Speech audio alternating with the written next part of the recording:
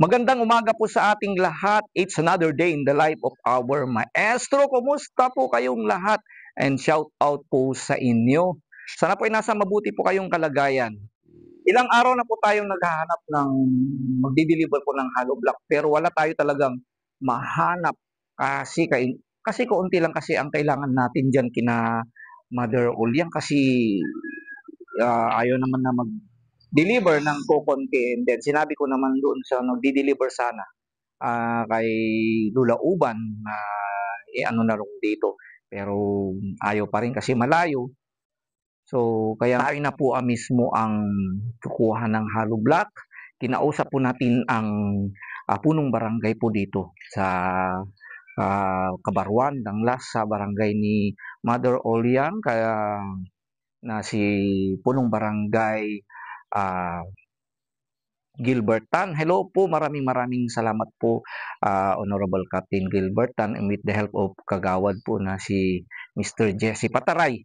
Chariot po ang barangay na sinabi ko po ang pakay po natin, at sinabi po ni Kapitan, yun po, yun ang may tutulong ko anak. Sinabi niya, pwede niyong gamitin yung chariot ng barangay para nang sa ganun ay hindi na kayo gagasto pa sa pag-aarkila. Kasi ang plano po natin ay mag-aarkila po sana tayo ng Kalalaw.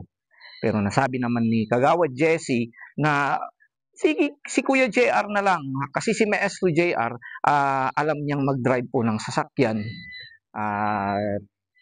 Ayan, siya na ang magiging driver natin ngayon. So, yan, si Maestro JR. Dito rin si Kuya Dave. Kagigising pa ni Kuya Dave pero andito pa rin. Kasama natin yan, ang maestro, magaling mag-drive. Si Kuya Dindin at si Kuya Dave.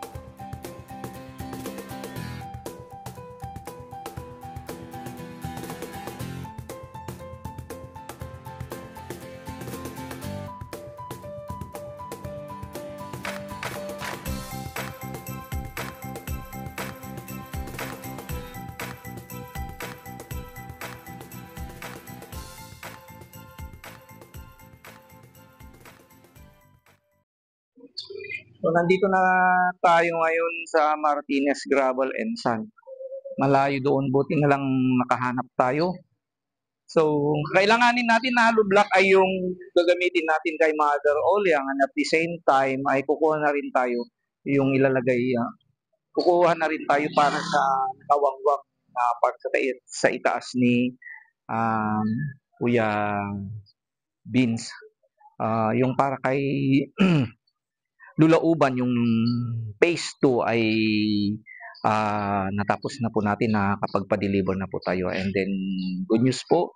So an update po, good news po para kay Lula Uban na nagpadala na naman po si Mami Marivic de Paz ng UK ng 5,000 para gagamitin po natin sa phase 2 ng bahay ni Lula Uban. So yung nakalaan doon ay yun po ang munang gagamitin natin kung ano ang hangganan ng padala ni Madibik. Maraming salamat, Madibik. So, pangalan tayo? 60. Well, I can leave. 60. Kami na rin ang mag-ano. Si Kuya JR, Kuya Dave, at ako ang trabahador.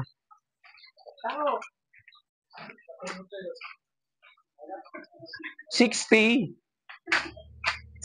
Ito di pangalaak yo?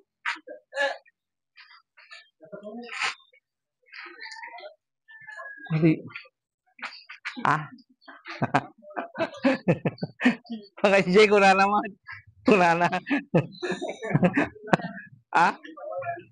Dito raw sa'yo. Start na.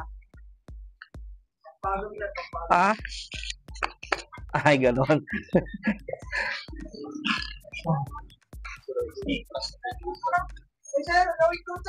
One.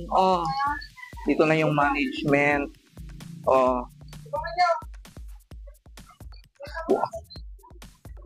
Walang sir. Yun J. Dave.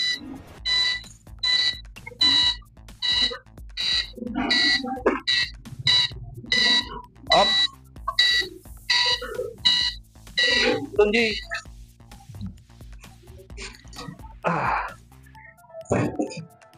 Si Dave.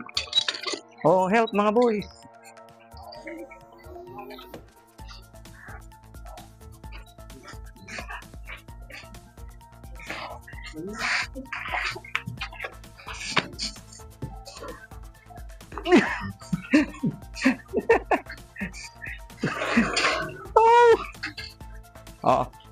Pwede na akong mag-part-time.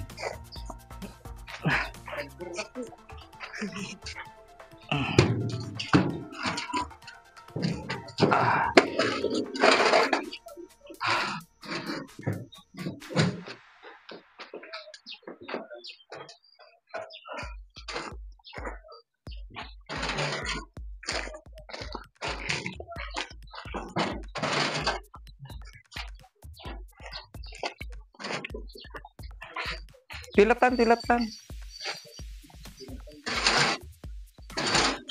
Diyan kayo sangod yun.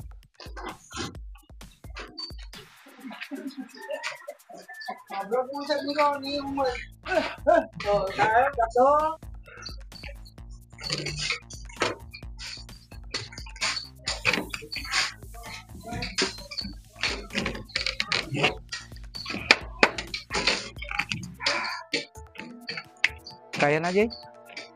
Try 60 lang mo.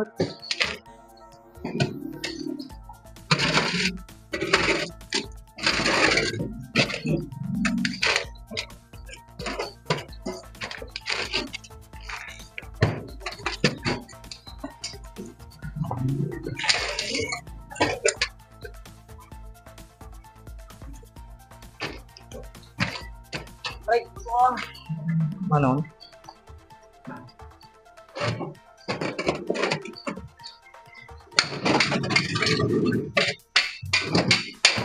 Manon? 43. So, 17. Sakto. Ang 60 pieces.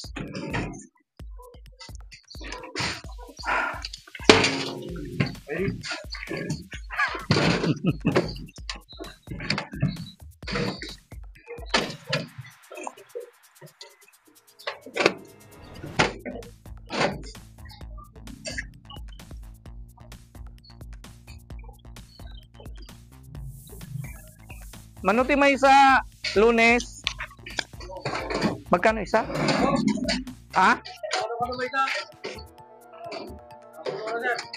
pesos lang? 12 pesos noon pero ginawang 12 pesos. So gawin na lang natin na ginawang 10 pesos Thank you very much. So yung mga iba ay 15 pesos, 13 pesos, 12 pesos. Pero binigay lang sa atin ng 10 pesos. Kasi sinabi natin ng pang charity. At saka si Mr. Martinez po ay father niya yung kasama natin yung IPMR ng munisipyo. Kaya sumusuportin tayo sa ating mga atikain si Sir Martinez. Kaya na i-18 ay wag na 60 na lang. Pag di kaya balik na lang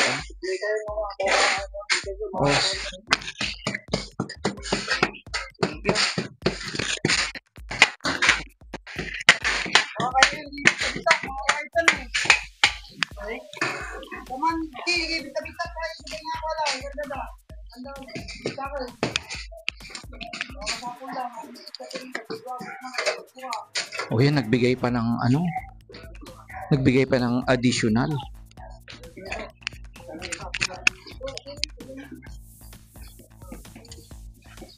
O additional na ano baka kailanganin daw yung mga bitak-bitak para hindi na lang tayo mag-cut.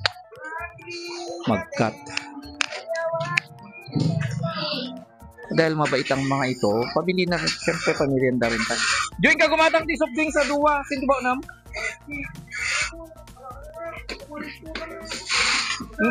Hingga gumatang 2 litro na ano, pakuha na lang ako here ng biscuit. The biscuit yun ta? O hingga gumatang ta, makiinom kami.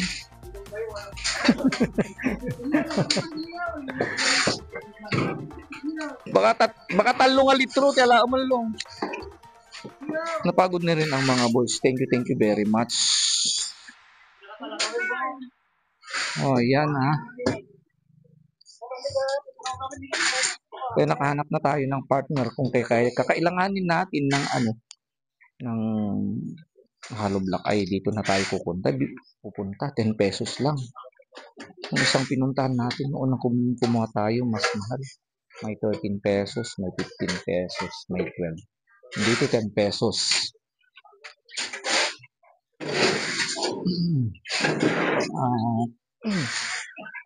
Makukuhanin natin ang free delivery. Makikipag-partner tayo sa kanila.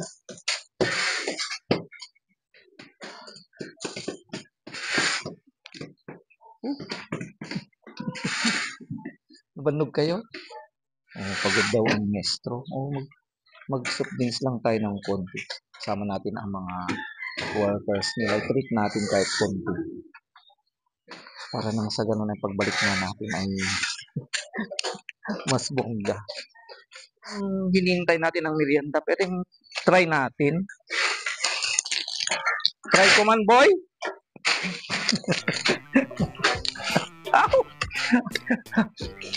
Oh.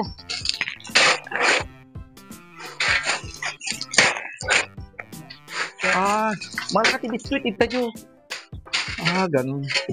Malaki biskuit. Sa makinom. Try ko man dahil ito eh. Kasi na naman kurang na.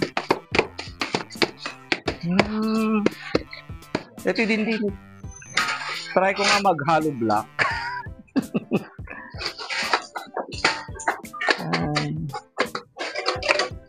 Parasok man jo.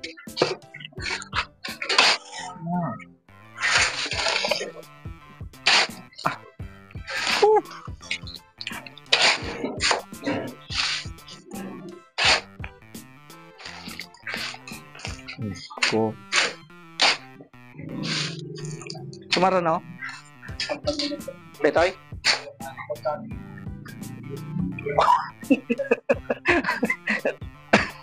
Oh.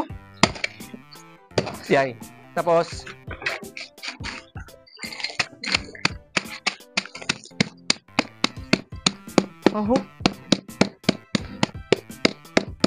Basta, kurang pa eh.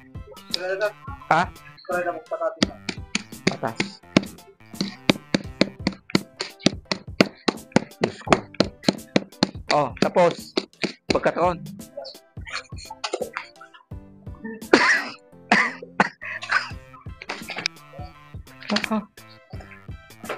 Tapos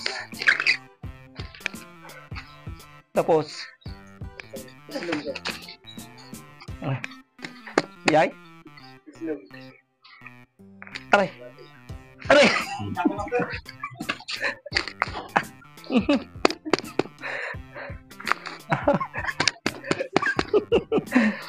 Ako! Aya! Wait! Palpak! Ay, mati. Magmestro. Hindi ko kaya. Magmestro na lang. Hirap pala ang buhay ng mga magawa ng hollow block. Okay, mga boys. Hirap mag-hollow block. Kaya nagmerienda tayo. Sorry Hindi ko kaya.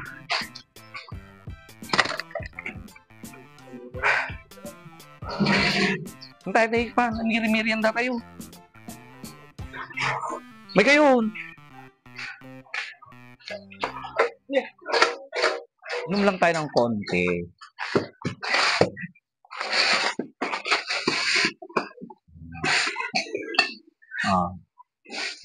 Try lang.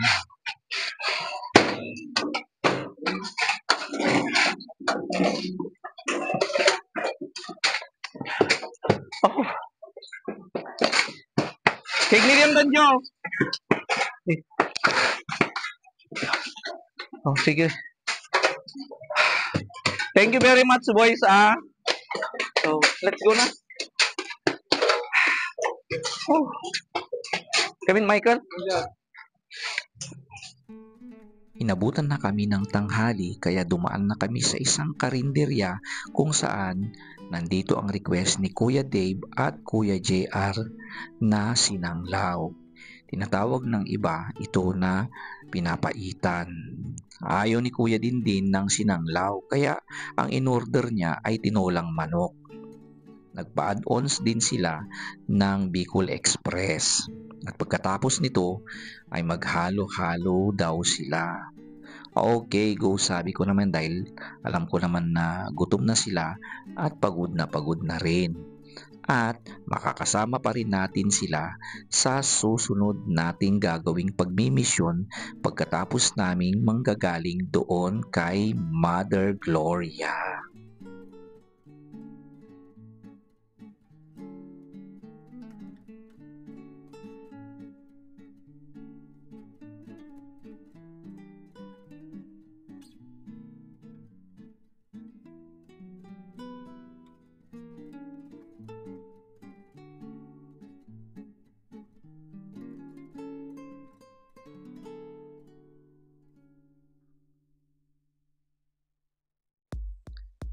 Sa wakas, mission accomplished na po dahil dideliver na natin ang last na kakailanganin para sa pagsasaayos sa bahay ni Mother Gloria.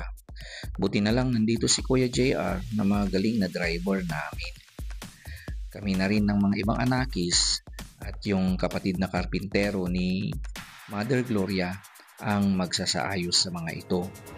Dahil kinabukasan din ay talagang sisimulan na ang pagsasaayos ng bahay ni Mother Gloria. Sasama daw ang mga anakis natin sa pagsisimula ng pagsasaayos ng bahay ni Mother Gloria. Okay, very good, sabi ko naman, pero unahin niyo muna yung mga obligasyon ninyo tulad ng Sunday Mass at mga iba pang preparation nyo para sa inyong gagawin para sa pasukan sa Lunes.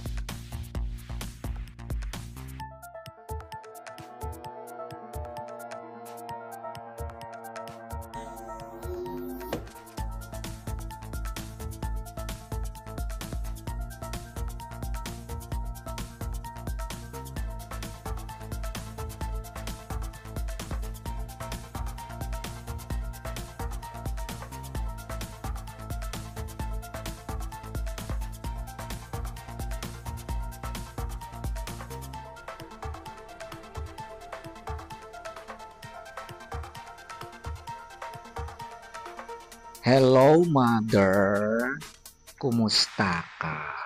Okay Yan. ka? Hindi. Beautiful ka. Hello ko naman. Hello, good Hello. morning.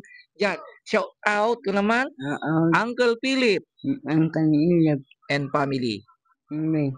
Oh, oh, ayan, dumating na lahat ng mga materyales. 'Di ba? Oh, kumpleto na. Bukas, magi-start na tayo gagawa ng bahay. Magtatrabaho ka? Kaya mo? Oo. Kaya mo mag ano ng bareta? Hindi Anong gagawin mo? Laba. Laba ako. Oo, maglaba ka ng damit mo. O, nandito kami bukas. Magtatrabaho na tayo. Okay, mga kababayan. So, maraming salamat po. And finally, kumpleto na po ang ating mga materyales na i-deliver na rin natin. Of course, sa pamamagitan ng tulong ni Kuya JR na siyang nag-drive sa chariot, na pinakiusapan po natin ang barangay captain na si Honorable Punong Barangay Gilbert Tan. And then of course, sa tulong na rin ni Kuya Dindin at si Kuya Dave, kaya hindi po tayo nahirapan. Napakasaya po ng ating maestro dahil alam nila na pang charity po, kaya yan, binigay po sa murang halaga yung mga hollow block. At nag-promise na rin sila na sa lahat po ng pangangailangan natin sa programa natin, kung may project po tayo ay doon tayo kukuha sa napakamurang halaga at i-deliver na rin nila. Nagkataon lang kasi na konti lang kailangan natin, kaya mahirap naman i-deliver nila kasi yung gasolina rin. At buti na lang, diyan mayroon tayong chariot. So, once again, maraming salamat po sa ating sponsor po sa talagang pagpapaayos sa bahay ni Mother Gloria, of course, to our very wala akong masabi. Napakabait po nating sponsor na si Uncle Philip Norton at saka sa kanyang pamilya. Ayan po, marirealize na po, mag-start na po tayo bukas. And of course, may mga tutulong po sa atin. At nandito pa rin ang ating mga anakis na kasama natin bukas. Okay? So, andyan na. Okay? So, napakaliit po lamang ating channel pero masaya po tayo dahil at least nakakagawa po tayo ng proyekto o kaya nakakatulong po tayo ng ating mga kababayan na nangangailangan, hindi lamang sa pang-edukasyon kundi para sa mga elders. Kaya so talaga napakabuti ni Lord, pinagkaloob niya sa atin si Uncle Philip sa ating channel, na siya po talaga ang naglakas loob na talaga bibigay po ng suporta at tulong para sa ating mga elders, okay? Mga matatanda, lalo na sa may mga sakit, may mga karamdaman, yung hirap na hirap sa pamumuhay at talagang nangangailangan na tulad ni Mother Gloria. So once again, thank you. Mag-thank you tayo. Thank you. Thank you very much, Uncle Philip Norton and family. I love you. Ganun ba I love you sa kanya? Doon, I love you today. Okay? So, madali ilang ano na lang matatapos na rin ang bahay mo, magiging beautiful na, di ba? Hindi ka na mababasa. Hindi na yung natutumbang bahay. Okay? Okay, so yan po. Ang ating maestro dito sa probinsya ng Abra, laging nagsasabi po, parang awan niyo po. So, sa lahat po ng may kakayahan na magbigay ng kahit anumang tulong sa ating mga kababayan, kahit sino man ating maaring tulungan, mga kapitbahay, please share your kindness. Please share your blessing, your kindness, your compassion, and your love po sa ating mga kapitbahay, kahit sino mang nangailangan po ng ating tulong. nandito pa rin ang ating maestro nagsasabi, doon, tumingin doon. I love you today, tomorrow, and forever. Oh. Alis na kami. Bye!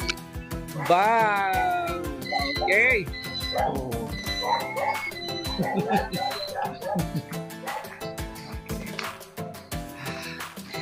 Ay, salamat. Thank you. Thank you, Lord. Please. To God be the glory.